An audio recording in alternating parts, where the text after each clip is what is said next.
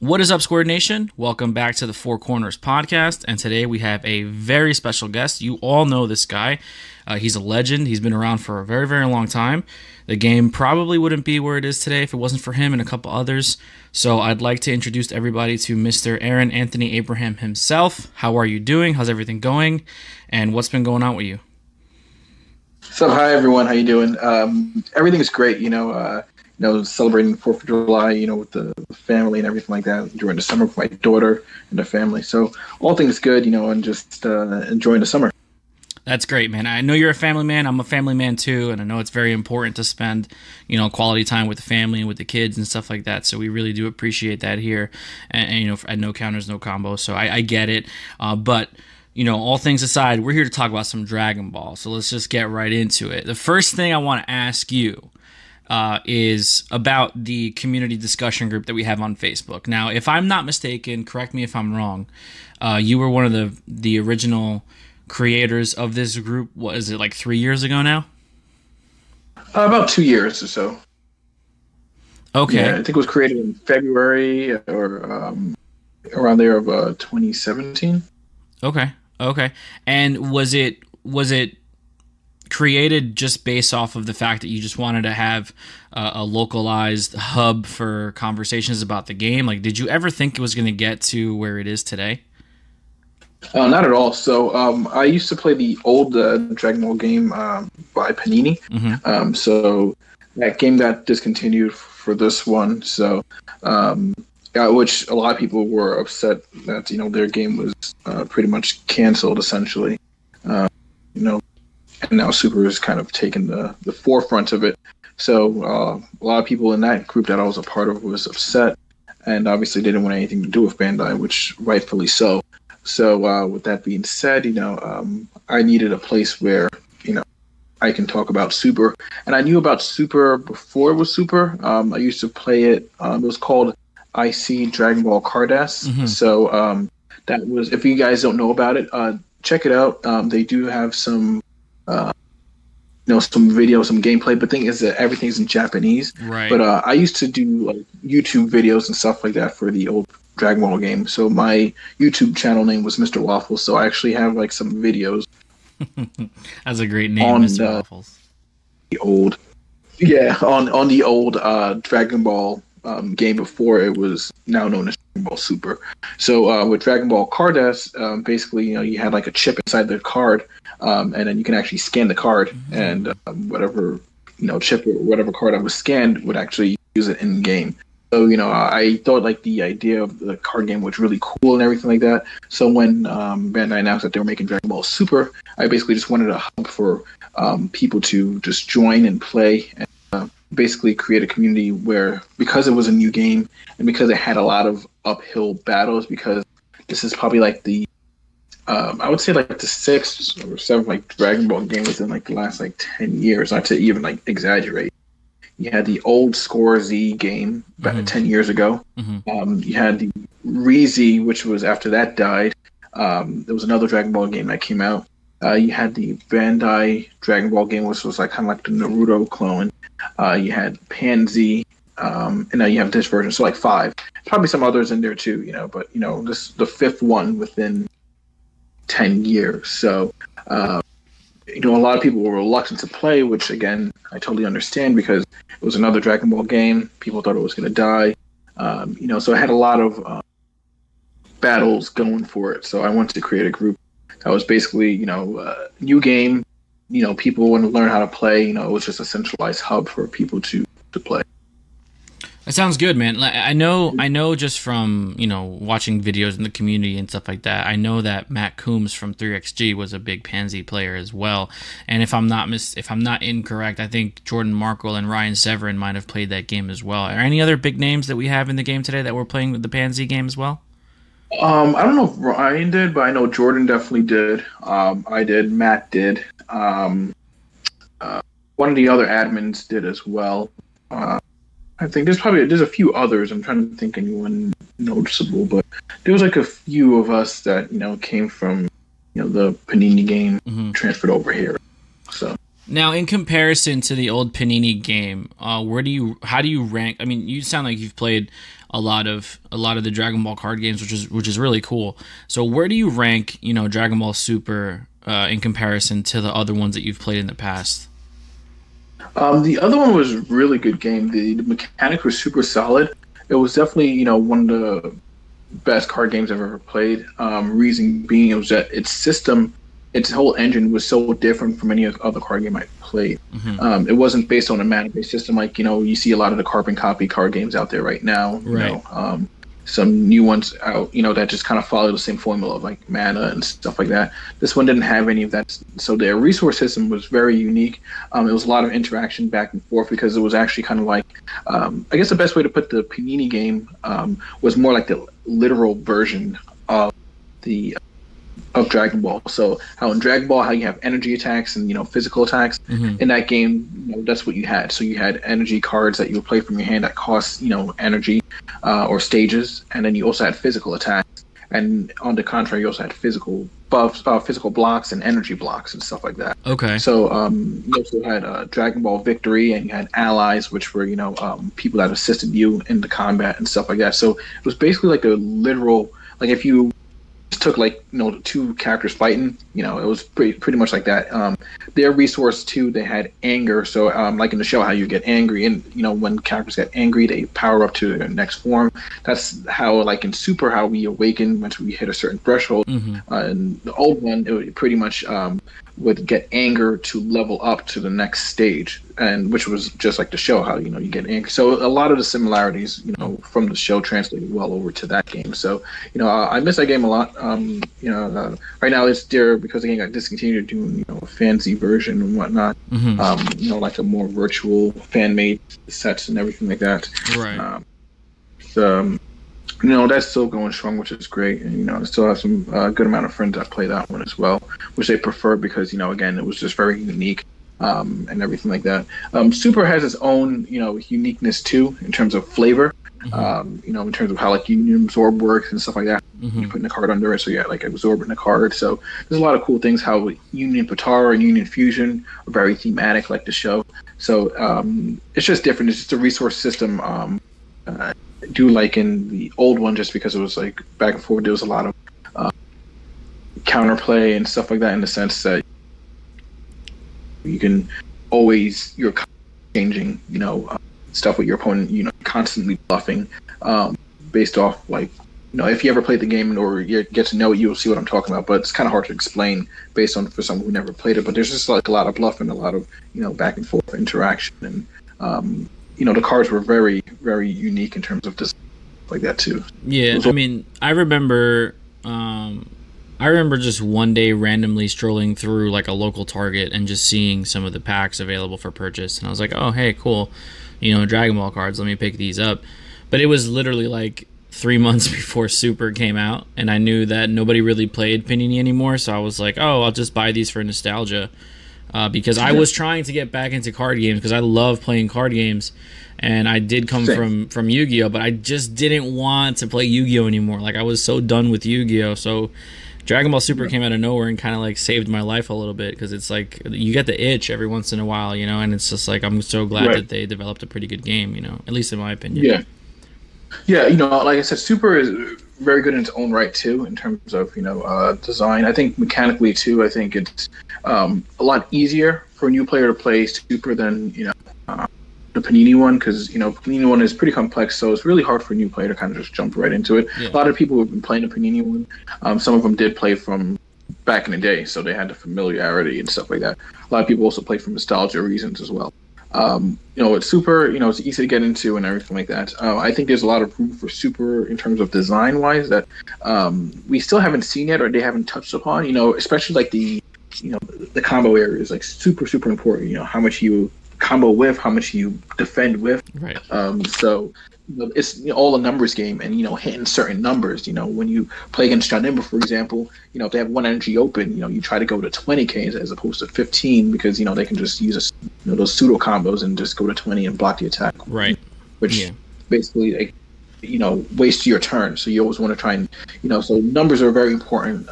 Hitting to proper ranges and everything like that. I mean, I also played Vanguard, Yu-Gi-Oh, a bunch of card games. So with Vanguard, you always want to hit a certain number, a certain guard range to go over to the next stage and stuff like that. So, so like I said, Super has a lot of room for a lot of cool interaction. I would love to see some cool cards that say, because when you combo like one at a time. So like a card that would swap cards in the combo area with a card from the discard pile, something like that. Like some really cool like interact, unique things. So I think there's room there. It hasn't been fleshed out yet, but the game's only like 2 years. So whereas the Panini game, it was basically a reiteration or more of an improved version of the old score game 10 years ago. Mm-hmm. So they had some footing where they had some foundation to go off of. Right. And know, like, okay, what didn't work in that game and how to retweak it and everything like that for the, Super doesn't have that because Super is its own game right now. So obviously, let's say if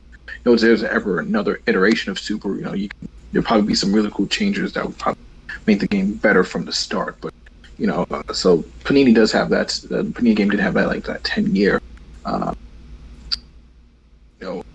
information of what worked and what didn't work, as opposed to Super, which is still trying to find out what certain things work and what they can do and can't do. Right. Yeah. I mean, you can definitely see that with the design patterns, especially now. We've had a lot of the set 7 cards revealed, and they seem to be very archetype specific. They seem to be restricted to certain leaders, seems to be developed with a lot of balance in mind.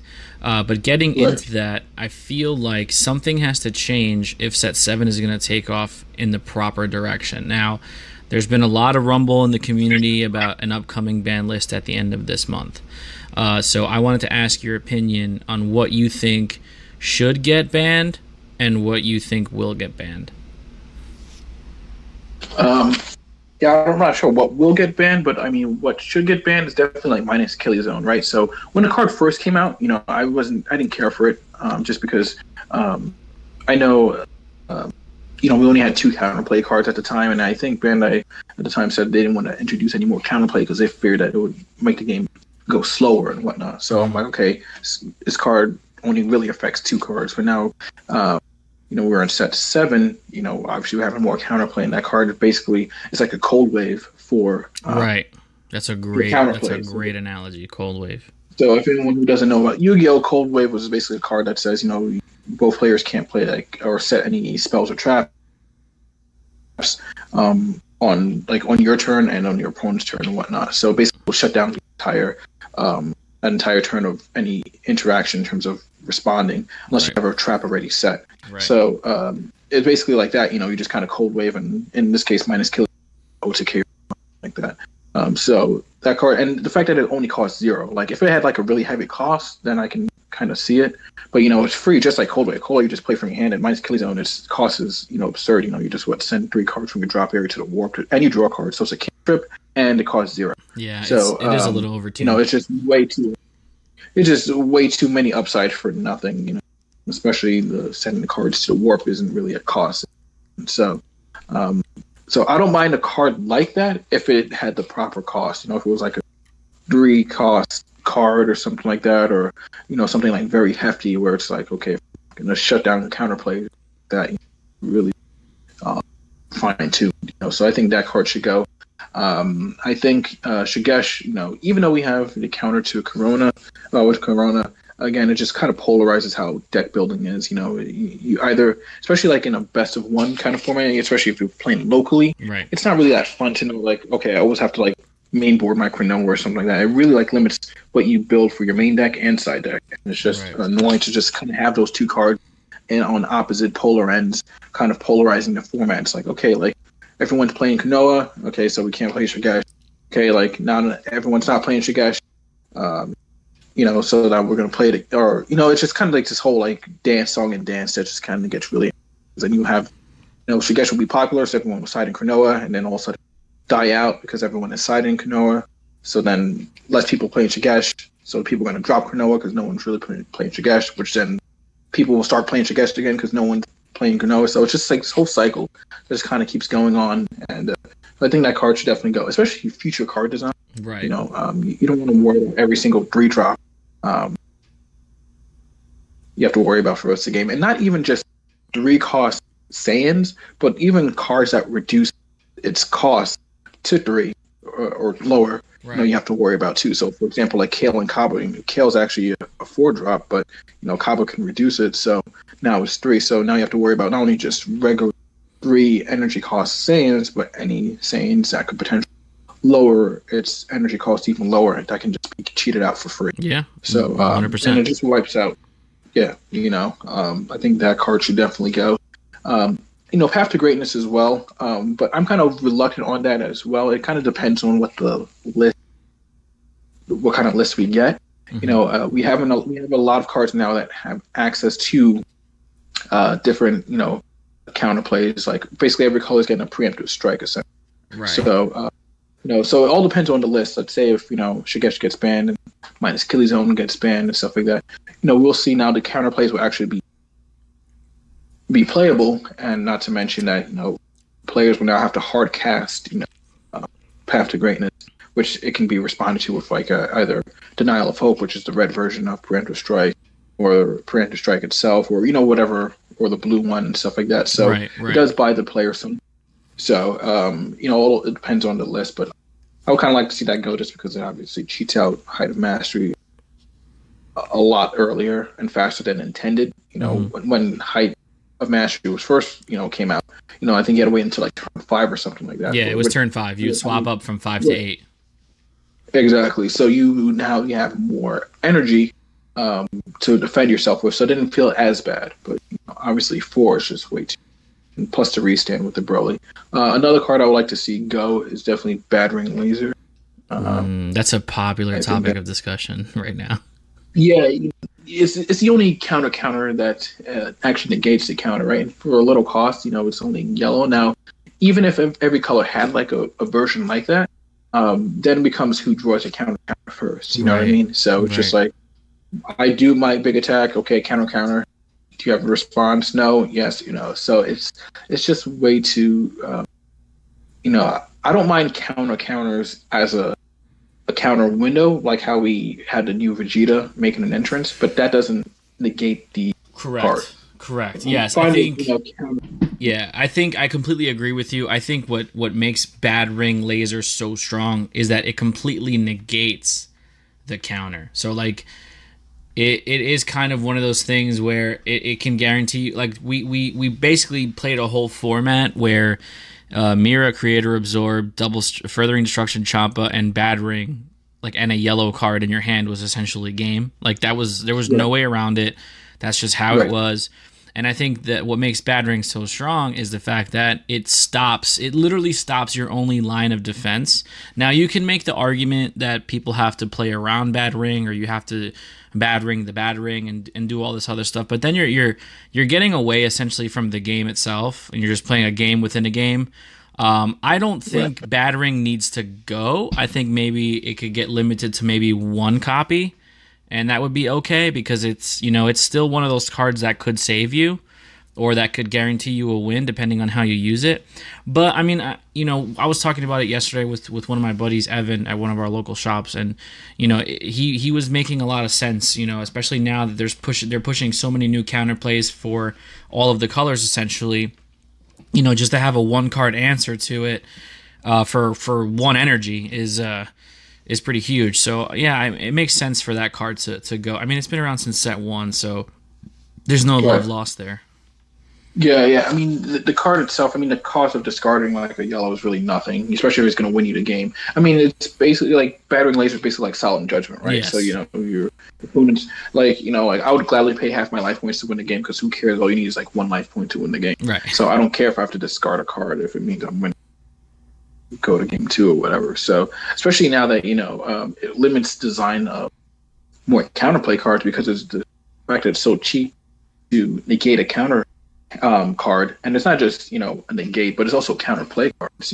Mm-hmm. So I'm trying to stop you using like my preemptive strike. I'm casting 2 dedicated green energy or red energy or whatever I need to do, and then you just counter for 1 and discard a card. Yes. The exchange. This just blows you out. Now you just lost out on 20k worth of combo, and I still get stuff. So, and the fact that everything has haste, so I'm I play a battle card. I preemptive strike or denial of hope or whatever. I bad ring it. Okay, now you're out 2 energy. I have a body on the board that can attack. There is no summoning sickness in Dragon Ball. Right. If I had summoning sickness, then okay, it'll be like a little bit different. In that regard, because it's a little bit slower, so you get blown out right away. But since everything has haste, right, it's just that card just wait. So yeah, that card can definitely go. And then at 1 still, I feel it will become too Luxacky. It's kind of like drawing Reborn or Soul Charge or something like that. Mm-hmm. Whoever draws it first. So I think that card should go. I also think Mirror Creative Absorb, should probably get banned. A reason being that it's effect entirely. I mean, for 1 energy, you're just kind of invalidating what's so important about the game, which is combo. The combo, and right.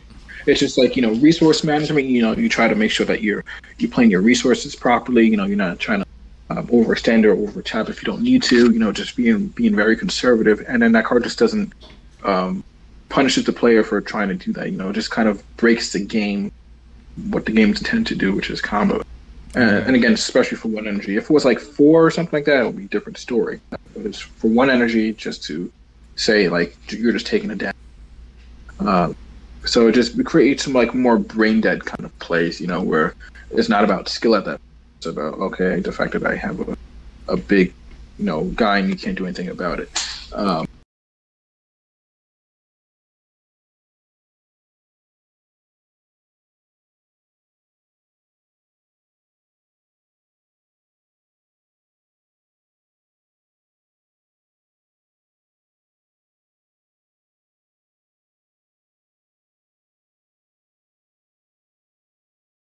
Hate it or something like that.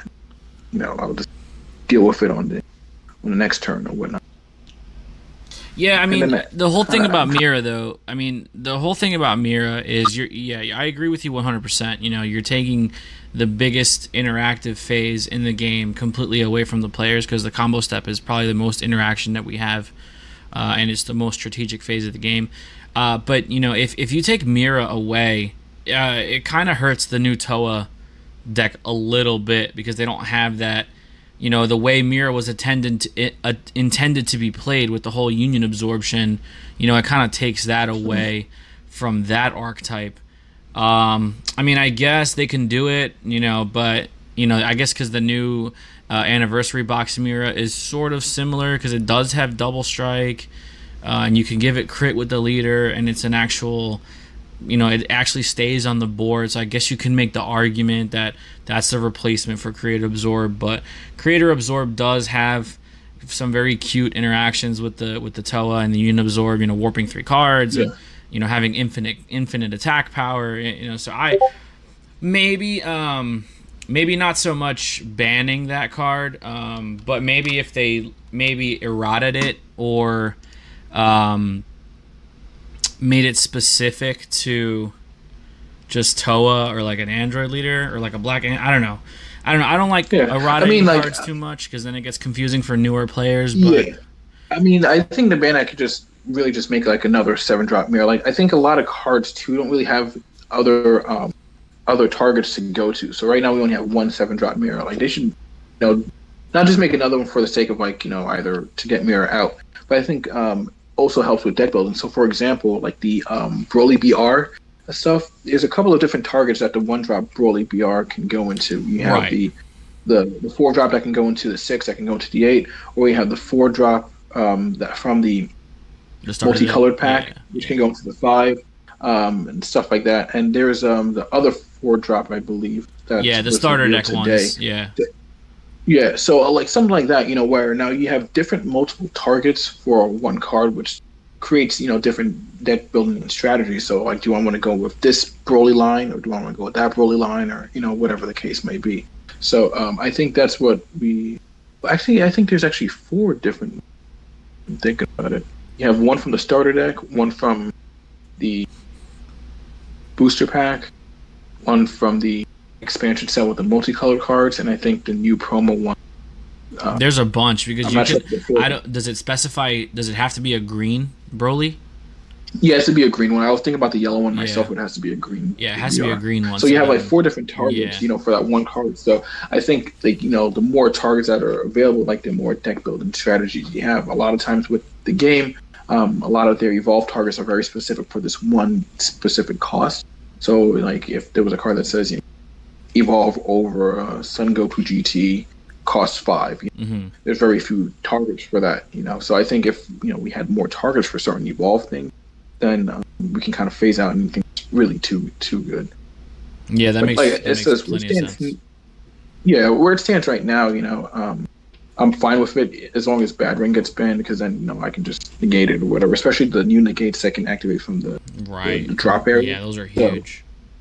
So it does help too, knowing that you have extra security net where most people wouldn't really now think about, because they always think about your hand size. At least now they have to kind of worry about discard pile as well. Yeah.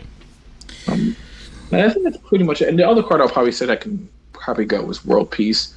Yeah, I mean they got rid of Child's Wish, so. Yeah, and it's just, again, it's Monster Reborn. It's just so good, especially when you play for free. So you basically get to float X energy depending on how much you have open.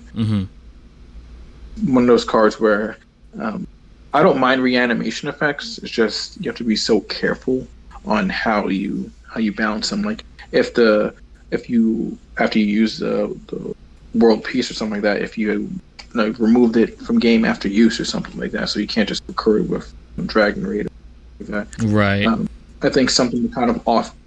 So I've been watching a lot of Magic Arena and seeing these people play like Pig Reanimator or something like that, where they would drop a big giant guy into their graveyard or discard pile, and then turn 5 they'll bring out use this card out, would bring it out from the discard pile with haste and stuff like that, and do crazy stuff. So it's kind of like the same thing. Like anything that has that reanimation ability is so powerful, just because it cheats out things a lot quicker than normal.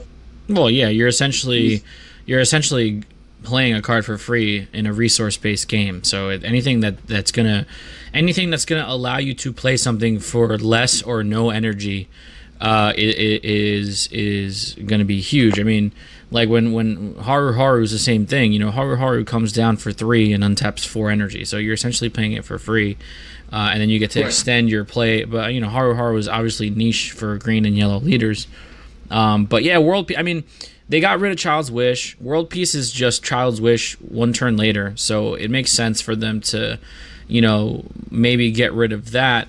But they just revealed the new Wish card coming out in set 7, the forming the squad or whatever it's called. That it's essentially a slightly watered down version of Child's Wish. So we'll probably see that card just kind of replace World's Peace, and then it gives the Agents of Destruction another kind of like recurrence in the meta, I think, and that deck is super dangerous in my opinion. Right. So it's gonna be very interesting to see how that plays out, just because again it can be anything that's free can always be abused. Free is free, you don't want to turn down free. If someone gave you free money, you would I don't know, you wouldn't probably take, you probably be cautious of it, right? But the idea is just anything that's free, it just can just be abused, because there's no real downside to it. Right, exactly. So we'll see how assembling the squad will kind of play out. Hopefully it's nothing too broken. Again, they made it 2 or less energy, 15 or less. Yeah, so. from deck too. It's from deck, not from drop. So Yeah, at some point it's going to run effective. out. Yeah, at some point you're not going to be able to resolve it. Right.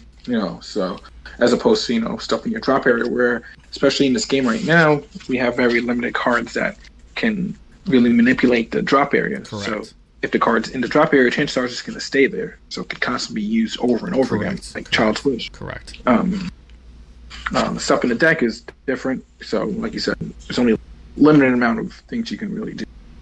Yeah, I definitely agree with that, and I definitely agree with the points that you were talking about with your ban list. I've been a proponent of getting rid of Path to Greatness for a while now. I think it just does too much for its curve, but we'll that's not our job. That's Bandai's job to make a decision. Right. So hopefully they make a good one at the end of the month here before set 7 drops, because if they don't touch any of the Height of Mastery, Victory Strike chain, it's still going to be the best deck going into set 7. So it's just going to be interesting to see how that works. So I know just from reading stuff on Facebook and just seeing your posts here and there that your local store is Brothers Grimm, correct? Correct, yeah. And that is in upstate New York? Long Island, New York, so we're actually downstate. Okay, all right. So we're like an hour east of the city. Okay, so when it comes to you playing Dragon Ball, I know you're a busy man, you do a lot of stuff for the community, you have a family, but when it actually comes down to you getting to play the game, how often do you go play at your locals, and do you ever really go to like big events? Big events, not much anymore, especially having the baby. I think before my daughter was born, I went to a couple of events, like San Jose, went to one I think in Connecticut, a few events here and there. So it's been pretty hard. So I just usually like judge on Tuesdays, and that's it. I just go to my local shop, my local game store, one day a week, and I have my 2 other judges who help co-judge on Thursdays and Sundays. So I don't play much Dragon Ball in person. I try to do a lot of my testing online as possible. So a lot of my friend group, they always make fun of me for it because, last time we all like went out, we had a really good time at the event like that. So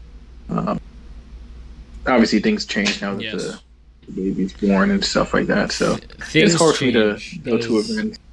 That is as much as I, I kind of want to show my kind of face more in the sense that some guy behind the screen, just like a proven post or whatever the case may be, what I mean? More to it than that. And just really play and kind of meet the community more and kind of get their opinions and stuff. But hopefully that might change in the future, but obviously my family comes first, so I always want to make sure that their needs are met.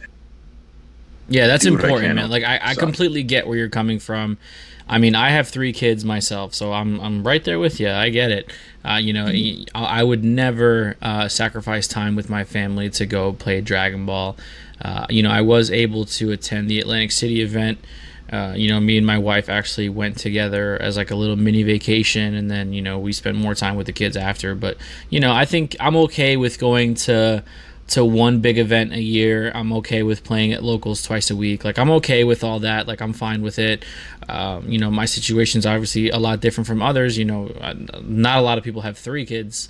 Most people have 1 or 2. So it's important what you said. You prioritize your responsibilities over a hobby, which I'm gonna segue into this next topic of discussion, which it can be a little controversial, but I want to get your opinion on it. There's been a lot of posts in the community discussion group lately about pricing for large events and it being of monetary value. Now, me personally, I have a career and I have a good job, and Dragon Ball Super is just my hobby. So I don't ever expect, to get compensated for playing a game that I enjoy to play, and I benefit in other ways from this game. I've met a lot of great people. I've had a lot of success with no counters, no combos on YouTube, and I've met a lot of people that are now considered close friends, and just the community in general is very, very great. So for me, I get enough out of it with just that, and being able to just travel to an event and kind of just hang with the guys, so to speak, and just play some cards. But there are others who are of the belief that they should be it should be worth their while because they're investing money and time into playing a game. So I just kind of wanted to get your opinion on what you think is right or wrong, or what's like the gray area or like the balancing factor when it comes to that. Yeah, I mean, it's hard, right? So, it's just I can see both sides of the spectrum where on one hand you feel like, hey, I'm spending X amount, I shouldn't get that much return.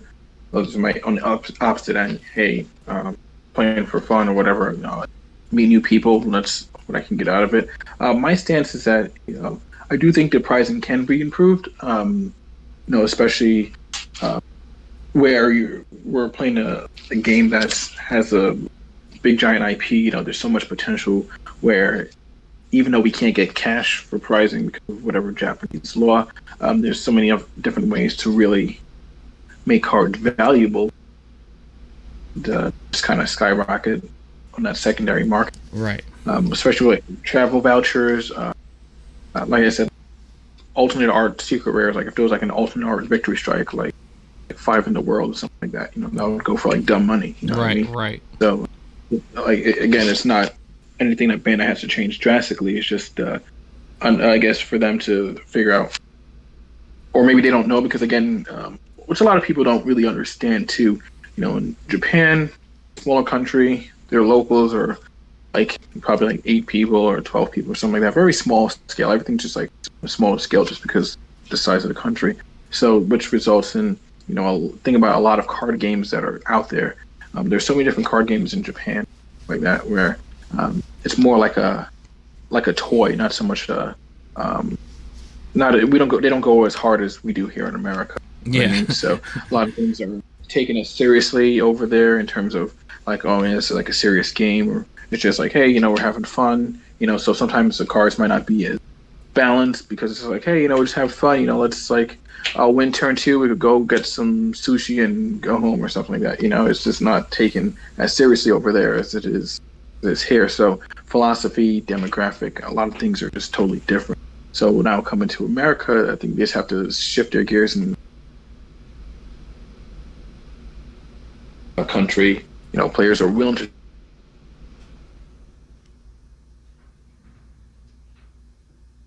pay for like hotel and everything like that.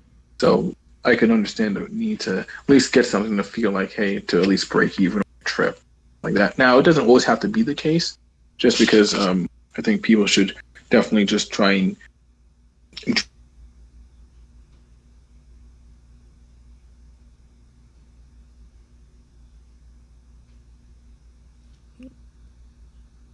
Are you there? Hello?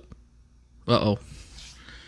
We seem to be having some technical difficulties, folks. I do apologize for that. And let me check to see if we're still here in the call. Aaron, if you can hear me, I cannot hear you.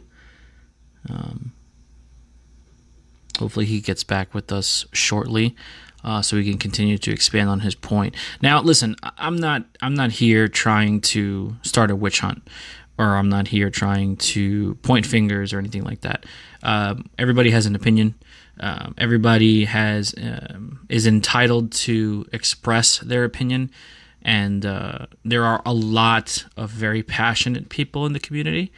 But when it comes down to just the reality of it, in my opinion, and I think there are a good amount of people who might feel the same way as I do, at the end of the day, this is just something that is done for fun, and is something that is more on the hobby type level. I really don't think, especially where the game is right now, it's still very early on. The game is coming up on its third year anniversary, so you're talking a game that's very still early on in its inception, and especially a lot of popular thoughts in the community is something along the lines of Bandai just kind of put a good game together, and they didn't really know how well it was going to take off and how quickly it was going to take off. So now it's like they're scrambling to just kind of keep up with everything. If Aaron, if you're back, I'm sorry, you just cut off a little bit, so I was just expanding on your point a little bit. Again, what I was saying is I'm not trying to single anybody out, but at the end of the day, when you look at it, I mean, we're playing a children's card game. Yes, this game is a little more advanced than maybe Pokemon or something like that, where like a 6-year-old just can't pick up and play unless they're like a super genius. But we are playing a card game, and it has to be taken for face value. This is something that people do for fun. This is something that people do to disconnect themselves from their reality, maybe a stressful situation at work, or everybody has their vices, and I am so for people having a vice that is safe. People have other things that they like to do. Some people like to gamble. Some people like to consume alcohol. Some people like to experiment with recreational drugs. We're not doing any of that. We're just playing a card game. So I think we should take a step back and look at it that way and take it for what it is. But as far as pricing structure is concerned, yeah, I'm all for better pricing, but I don't think we have to be monetized with cash. Just like I agree with what you said, if they made something to establish a better secondary market, that would be really smart. But this game is still fairly new. A lot of people are trying to compare Dragon Ball to Magic. Magic's been around for 30 years. Pokemon's been around for like 15, 20 years, and it's the most popular thing ever. So even Yu-Gi-Oh! Yu-Gi-Oh! Sometimes gives good prizing and sometimes they don't. But it's still been around for like 10, 15 years. So you got to give it its time. We've been around for 3 years. Let's just relax a little bit. Right. Yeah, actually just 2, and the fact that, and it's weird too, like, when it comes to card gamers and, it was like trying to like plus and stuff like that. Like, I can't imagine like me going like Disney and spending like X amount of $100 on a trip and be like, man, this was like neck. Like, I share a good time with my family, but like I spent like X amount in food. Like, I mean, like, it's just like the outlook on life and certain things. Maybe just because I'm my father, I don't know. But there's a lot of things in every day that we kind of like lose out on in terms of like money. Obviously, the family, the time that you spend with your family, you feel like it's worth it, great. But imagine like if it's had that mindset of like, man, like I spent like $400 or $3,000 on this trip.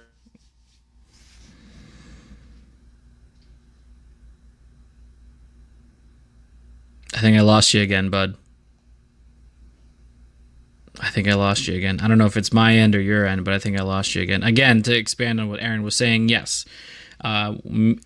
Myself, and Aaron most likely have different mindsets because we have families. So for us, sometimes the memories and the situations that you're creating with a large community are more important than monetization. And that might sound super cheesy, like out of a Disney movie, but for me personally, I prefer, just going out, having a good time, creating situations and creating scenarios with my teammates, theory crafting and testing and the build up and, the payout for us, we got lucky.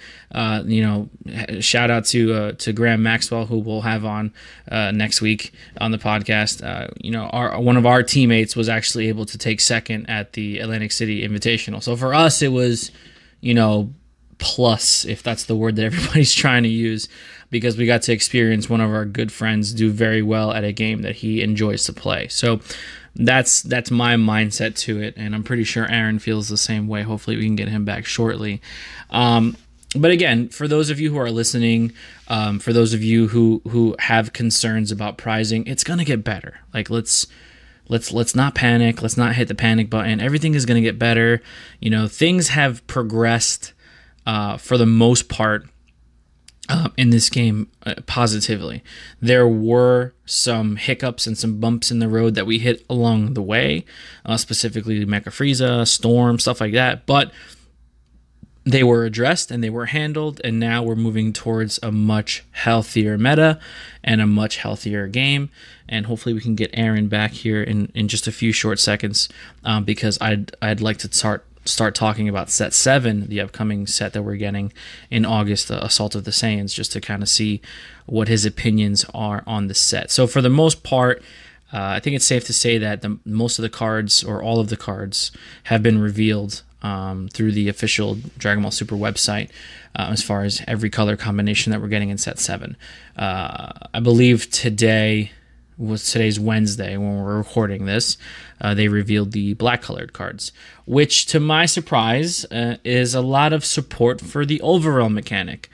Now, I know I've talked about this in the past, how they do their different blocks, and after the overwhelm block from sets 3 and 4, there was no overwhelm support in the wish block in set 5 and 6, but now it looks like sets 7 through 9, which is going to be the Unity block, might have some overwhelm support. So I'm going to eat my words here. I did say, I think it was a podcast that I was doing with the Super Tuber organization. Shout out to Eggman, Android, and Joey Palladino from Crossworld TCG. I think we talked about the scenario of there not being any overwhelm support in the Wish block. So moving forward into the next Unity block, there was not going to be any Wish Leader support. And I completely was wrong. I mean, there's some new Desire cards that are being released. There's some new interactions with Wish Leaders that are definitely being released. And if you look at Hit, the new yellow leader from set 7, it completely interacts with wish leaders, and it prevents them from using their ultimate skill because they're going to neg super hard by flipping back to their front side. So set 7 to me looks very interesting. And Aaron, if you can hear me, we're still not picking you up there. You're still in the call, but I can't hear you. So hopefully it's just a matter of unplugging something and plugging it back in. But for those of you listening, set 7, for what we've seen so far, it seems to be, in my opinion, the most balanced set that Bandai has created to date. There seems to be a lot of synergy within the specific archetypes. I know we're focusing heavily on multicolored cards coming in set 7, but they seem to be very specific. Maybe a handful of them can be splashed in different decks, but for the most part, it looks like they're kind of reining it in and creating, instead of just a good card pool, they're just creating good archetypes. So it's going to be certain cards that you're going to play with those cards and not too many splashable techie cards. I mean, I came from Yu-Gi-Oh! And it's a perfect example. Yu-Gi-Oh! Knew how to flesh out archetypes. I played windups for a very long time competitively in Yu-Gi-Oh! And that was all archetype specific stuff. From in the main board, I mean, extra deck could have been splashed in other decks for the most part with the Xyz mechanic, but primarily your wind-up deck was archetype specific, and you were playing it with that specific build, and maybe a couple tech cards here and there to support the archetype. But for the most part, it was all played within a certain strategy, and there was not a lot of room for just play all the good cards. I think Bandai wants to kind of get away from that. Just throw all of the good cards together and play a deck. I mean, if you look at the perfect example of that is Red Blue Harudegarn. Red Blue Harudegarn is literally just a bunch of good blue and red cards that are thrown together, and it works. So I think because the cards are so generic and they're not restricted to any type of leader or archetype or trait or anything like that, I think it opens everything up for multiple possibilities, which is okay early on when you don't really have a fleshed out card pool. When you're first starting your game, you want to make things as generic as possible so people can pick and choose what they play. But now we're getting into set 7, so we've had 7 major sets. We've had countless expansions and countless supplementary sets. So I think it's okay to start making more specifically tuned archetype cards so that you can, play. If you want to play Universe 6, you play Universe 6. That's what you have to play. You really can't splash in anything else. You just what you want to play. If you want to play aggro, you play, red aggro or whatever aggro. If you play overwhelm, you play all black cards. So I think it's going to be pretty good moving forward for the balance of the game. And we'll see what happens with that. I'm just going to see if I can get Aaron back on here. So, Aaron, we've been talking about set 7 for a little bit here, and we're glad to have you back. So, from what's been revealed so far, we've essentially had all of the common, uncommon, and rare cards revealed for the set coming up in every single color. I just wanted to get your thoughts on what you think about the set so far and the balance of the, not only the flavor, but the card design that we're getting in this upcoming set. I enjoyed it a lot, seeing things more fleshed out. I really like how they kind of tackled the multicolored cards in terms of what they're being assigned to. Mm-hmm. So the fact that we have red and green being like Saint Saga, Broly Saga, stuff like that. Yellow and blue with the Zamasus and stuff. I think it's really, really unique because for the most part, a lot of these archetypes already have the kind of like opposite color, so to speak. So with red and green, we do have like red and green, Kale and Caulifla. So now we have blue and yellow. So now we have 4 colors to work with and really make interesting decks. As for Zamasu, Goku Black, we have the blue, green, and now yellow. So this is starting to flesh out a lot more. So I'm really intrigued to see how the decks will start to play out. And the overall thing, I think it's perfect. Yeah, I mean, so far from what's been revealed, set 7 looks like it's going to be the most well-balanced and the well-designed set that we've gotten since probably set 2. And I know everybody has the nostalgia goggles on for set 2, but set 2 was a very well-balanced set. So hopefully we get that moving forward. Is there anything specifically, though, from what you've seen with the set 7 reveal that piques your interest? I didn't really have a chance to look at all the things. I was really looking into the Broly, just because I want to see that whole archetype kind of fleshes out and plays out. I like the Zamasu of giving your opponent energy, so I'm trying to see how that works and if there's any cards I can use in the new set to support the old Zamasu leader. So it's going to be a lot of interesting stuff with that as well. Trying to think any the Universe 6 stuff. I haven't really tinkered around with. There seems like a lot of opportunity there. I just haven't looked at all the card breakdown or start building the deck around. But what I really did like was the trial deck stuff. The King Vegeta and the Kaba. Oh yeah, I'm really the interested starter in the decks look great. They look so good.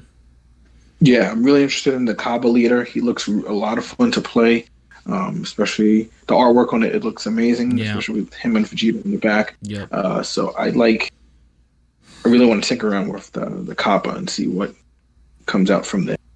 Like a really interesting deck that really revolves around your opponent having rested energy and stuff. So I really like that design concept.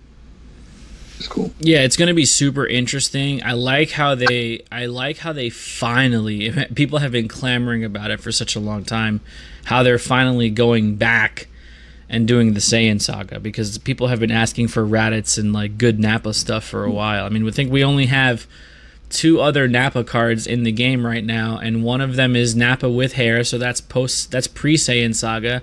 That's Bardock stuff. And then we have a green Nappa that's a blocker when he gets flipped off of your life, but that's from GT when all the Hellfighters came out. So it's not even canon Nappa, Now we're getting, not only are we getting an actual Nappa, I guess, side archetype, but we're getting that SS3 Nappa with the blonde goatee that actually is really good. It's not a bad card. So I'm excited to see how all of those Saiyan rares are going to interact with their specific decks, because they're very specific in what they need in order to be played properly. So I think Raditz is going to be such a pain to play against. Every time you attack, you have to warp a card from hand. It's so that rough. really would hurt Nimba players. It's just going to be just such a pain. So I think he's definitely a good tempo control guy. I mean, you could probably go some aggro from depending on how you build it.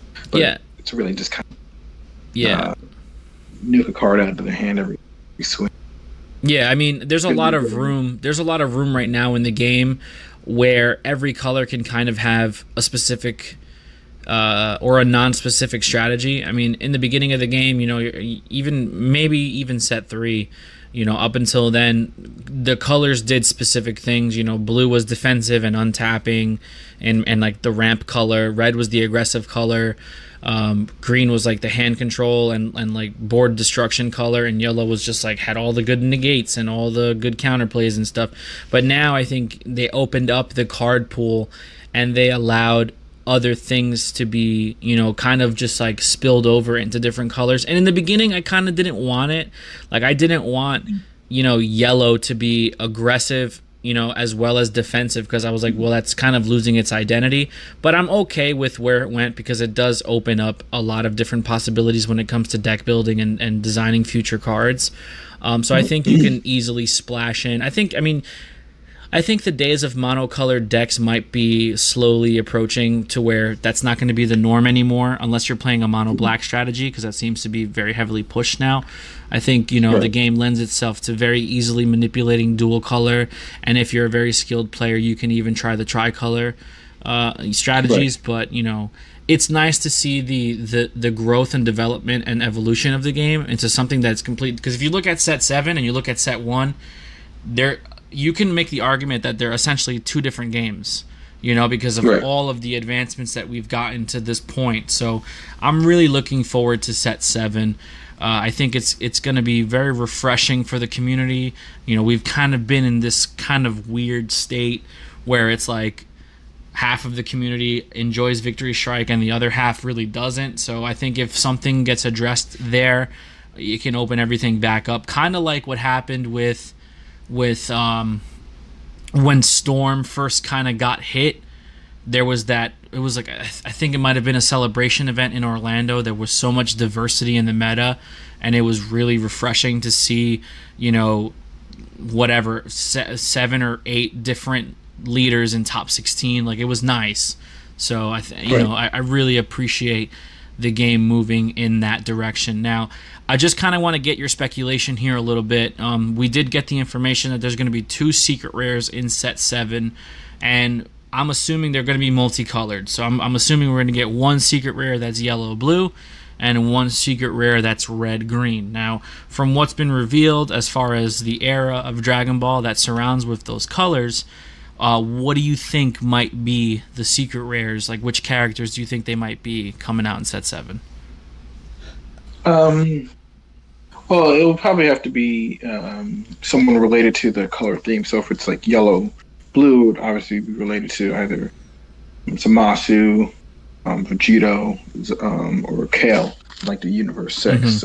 Mm-hmm. It's a toss-up. I mean, I did see like on the card, that little snippet on that video, there was like some blondish hair, so I would go with like a Saiyan, so it's a toss-up between. So I'm probably thinking like Kale, if anything, if I had to put a guess on it, just because Zamasu doesn't have blonde hair, Mm-hmm. and Vegeta has blue hair, so probably like something with Kale on it. Mm-hmm. If I had to put a guess. And then as for red green, we know that the red green colors are people from the Saiyan saga, so between like Broly, Raditz, I think who else is in that. So I think either something with one of them will probably be a good bet to be on there, because usually in this case, normally like usually with secret rares, it all depends. Like, for example, like the Janemba, the Majin Buu Agent of Destruction, like no one really would have guessed that to be like a secret rare. Right. Destroyer Kings was. But in this case, since it's multicolored, I'm pretty sure they're going to try and fit it in with the theme. So I think characters would either be anyone from like Broly, or Raditz or something like that, probably on the card. Yeah, I can get with that idea. I agree. I mean, I think it would be really cool to get like a Goku Black Zamasu secret rare. That would be interesting. And then like completely get something totally different, like a Piccolo Goku team up secret rare for red green. That would be super interesting, but we'll see what happens. I mean, only time will tell. It's really not that far away. I mean, we're already mid-July. Set comes out like literally the first Friday in August, so we're super close for that. And then pre-releases are in 2 weeks, so everybody's going to get their hands on something. We'll be able to see what comes out with that. Which they probably might reveal it probably like, so you said pre-releases in 2 weeks, so they probably want to try and reveal a secret rare before someone has a chance to pull it and kind of show everybody on the... Unless they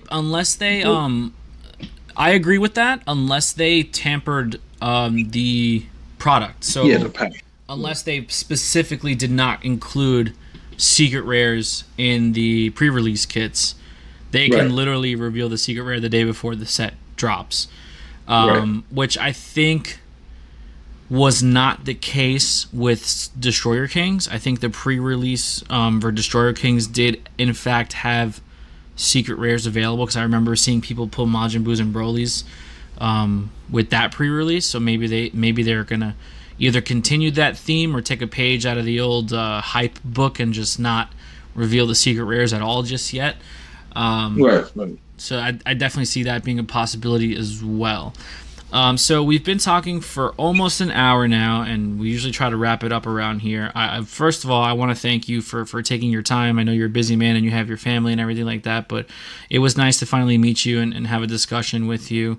We talked about some good things, and I hope, in the future, everything gets, just kind of ironed out and smoothed, and we can just continue to watch the game grow. And, maybe in a few months or in the near future, we'll have you back on here and we'll talk about something else that's going on in the community. But from one member of the community to another, we really do appreciate everything that you do.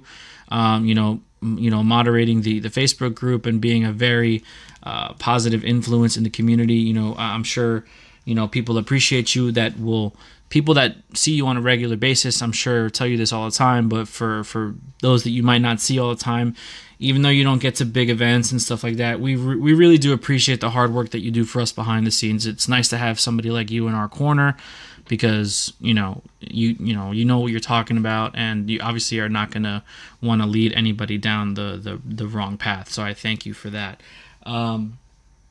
So appreciate it. Yeah, of course, no problem, man. So before we get out of here, are there any shout outs you'd like to give for anybody that might be listening? Shout out to my admin team for also working very hard to make sure that things in the group stay in a good manner. Again, people, if they don't know, Band-Aid watches the group, so it's not like the other groups where things can kind of just happen, or just things can just be said without any recourse. Mm-hmm. So just that people are aware, that Band-Aid's watching it, and they take in notice, not so much like how people conduct themselves, but more so like concerns of the community and stuff like that. So I do thank my admin team for working hard, stays in the direction that, as well as all the content creators themselves out there. Mark Hill with DBS Decks being a great resource for a lot of people making decks, Shenron's Lair, Joey P, basically everybody, who's making great content, Richard Zapp, Coombs, all the pro players as well for really elevating other players. So Anthony Hernandez, the Hill Twin, Ryan Severin, Jordan Markle, pretty much everyone in the community, they're all play a different role, Dusty, content creation, stuff like that too. So everyone who's really doing what they can to make the game grow. A shout out to those guys. Sounds good, man. Well, I'm not going to keep you much longer. Again, thank you so much for spending some time with us today. We really do appreciate it here. For those of you listening, this man is the legend. So appreciate what he does. I'm sure he's busy behind the scenes. So even though you might not see him playing in the game too much, he's still working for us, and he's in our corner. So that's really important. Other than that, we're gonna get on out of here. Thank you guys so much for listening. Thank you so much for the continuing support, and we will talk to you all again next week. Be there or be squared.